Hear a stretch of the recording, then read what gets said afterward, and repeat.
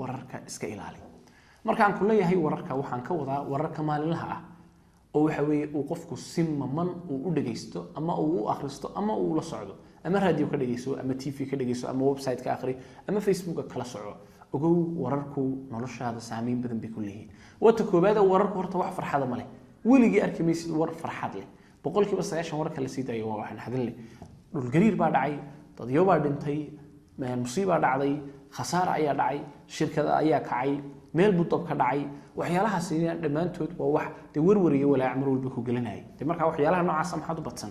wata kale warku ma aha aqoon hadii ilaa 50kii 1950kii ilaa maanta la taagan yahay uu qofku war u dhageysanayo odayga 70 jirka ahi ogow arinta iyada ahi maanta oran karmayno qofkaas uu aqoon yahay warku aqoon ma aha waa wax waxa weey aan haba yaratay macna badan aan lahayn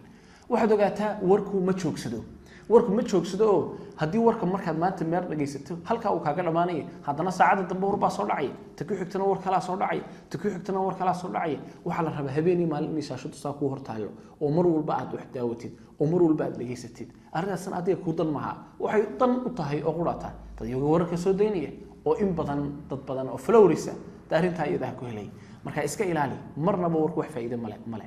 ta ugu dambeysay ugu dhibaatada adag leh warku leeyahayna waqtigaaga ayuu luminaya waqtigaad wax ku akhrisan lahayd inaad masaajid ku jiri lahayd ama aad wax ku dhigan lahayd sidoo waqtigiiba galiyo war iyo daawashadii iyo waxa weeye siyaasad aan wax Allah waxay faa'iido badan leedahay ana jirin hada illa yumdiin aad wadid ana waxba ka kororsan